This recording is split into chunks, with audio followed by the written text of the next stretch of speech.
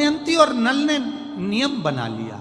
अब इनको मालूम नहीं पड़ा कि सालों निकल गए, निकलते निकलते इनको नहीं मालूम पड़ा कि मलमास आ गया, और मलमास आया और वो मलमास, वो अधिक मास सावन के महीने में आ गया। संजोग ऐसा बन गया कि मलमास पूरा धीरे धीरे धीरे धीरे करते करते सावन के 15 दिन इधर रह गए, 15 दिन उधर रह गए, बीच में मलमास फंसा था। इस अधिक मास का पूरा महीना निकला, अमावस्या का दिन आ गया और इधर सावन लग रहा था, इधर अमावस्या पड़ गई और दूसरे दिन सावन के 15 दिन पड़ना थे, शिव के दिन पड़ना थे। और शास्त्र कहता है अधिक मास का आखिरी दिन और सावन का महीना वापिस लग रहा हो, उस दिन 33 कोटि देवी देवता भगवान शंकर के मंदिर में खड़े होकर अपनी जिंदगी का सारा पुण्य लौटाते चालू कर देते हैं, पूरा पुण्य। अच्छा चलो, तुम लोग यहाँ मैनपुरी में रहते हो तो गिरिराज जी जाते हो? गोवर्धन कौन कौन जाता है? जाते हो आप लोग? अब रखिए, तो वहां पर अमावस्या पूर्णिमा को लोग भंडारा चलाते हैं। चलाते कि नहीं चलाते? आप लोग तो यहीं रहते हो ना। कहीं कहीं अमावस्या पूनम को अमावस्या पूर्णिमा को भंडारा क्यों चलाते हैं? उसका कारण क्या है?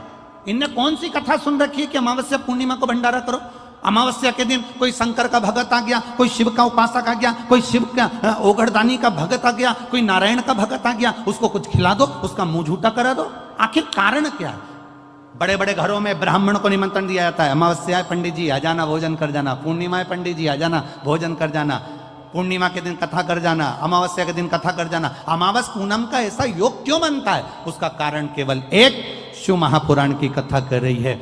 अमावस्या अधिक मास के 30 दिन पूरे हो रहे हैं। अमावस्या का दिन था, दूसरे दिन सावन का महीना वापिस चालू, श्रावण वापिस चालू होना था। दोनों का जब संजोग होता है, सावन के अधिक मास का जब संजोग होता है, विराम का दिन होता है। आपको कथा में भी पहले कहा, मेहमान तुम्हारे यहाँ रहते हैं जब तक बच्चों को कुछ नहीं देते हैं। मेहमान जिस दिन जाते हैं 200-500 रुपए बच्चों को दे जाते हैं। अधिक मास का विराम का दिन और सावन का वापिस मध्य का प्रारंभ का दिन वापिस हो जाता है। जब अधिक मास विराम होगा, सावन वापिस चालू होगा, उस दिन 33 कोटि देवता, यक्ष, गंधर्व, देवता, पितर सब उस दिन लुटाते हैं, संपदा देते हैं, वैभव देते हैं। और उस दिन भूल से भी अगर एक कनेर का फूल शंकर भगवान पर चढ़ जाता है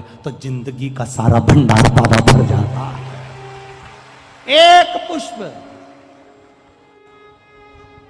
कनेर देखा है? पंचपुष्प शिव महापुराण की कथा बाची है पहले, उसमें कनेर के फूल का भी दर्शन कराया था। ये रोड के ज्यादातर लोग ये कनेर का जो फूल है ना रोड के बीच में लगा देते, क्योंकि उसको जानवर भी नहीं खाता, पशु भी नहीं खाता, पक्षी भी नहीं खाता, जहरीला इतना होता, पीले कलर का होता है, लंबा, काम भी कुछ नहीं आता। बस वो कनेर का फूल, और आंधी तूफान पानी गिरता है तो जमीन पर टपक जाते, ढेर सारे गिर जाते। देखे कि नहीं देखे?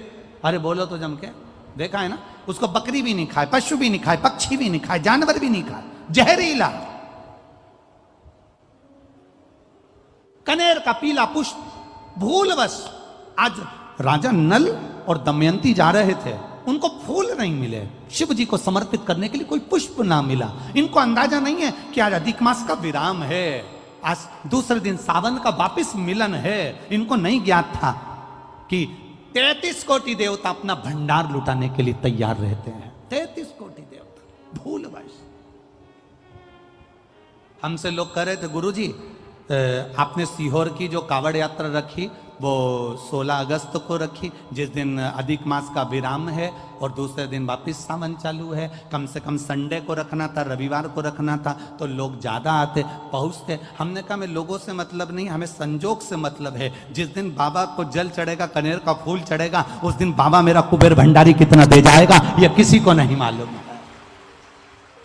उस दिन लोग आने वाले कावड़ियों को कितना खिलाएंगे और उनको क्या मिलेगा यह अंदाजा नहीं है। उस दिन कावड़ यात्रा का जल भरकर हमने सीहोर से रखी 10 किलोमीटर की। आपको भी निवेदन है, जो जो फ्री हो, जो उसके पास समय हो और जिसने जिंदगी में एक बार कुबेरेश्वर बाबा की कावड़ ना भरी हो, वो 16 अगस्त दिन बुधवार, शायद बुधवार पड़ना चाहिए, 16 अगस्त को सुबह 9 बजे सीवन का मैया का जल लेकर बाबा कुबेर भंडारी को 10 किलोमीटर दूर, सीहोर से 10 किलोमीटर की दूरी पड़ती है, बाबा का भजन करते हुए, नाम जाप करते हुए, 2 हाथ में सुंदर, या तो तुम कंधे पर कांवड़ ले लो या हाथ में ले लो या बोतल ले लो, बाबा को समर्पित करके एक कनेर का पुष्प दिल से, जो ये दमयंती और नल की कथा कर रही है, भूलवश चढ़ गया, भूलवश, अनायास, मालूम नहीं है कि कनेर का पुष्प चढ़ गया।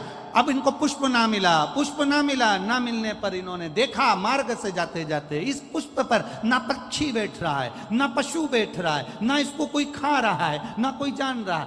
पुष्प देखा, कनेर का पुष्प सम्मुख था, छीना और उठाकर उस दमयंती ने अपने पति नल को दिया।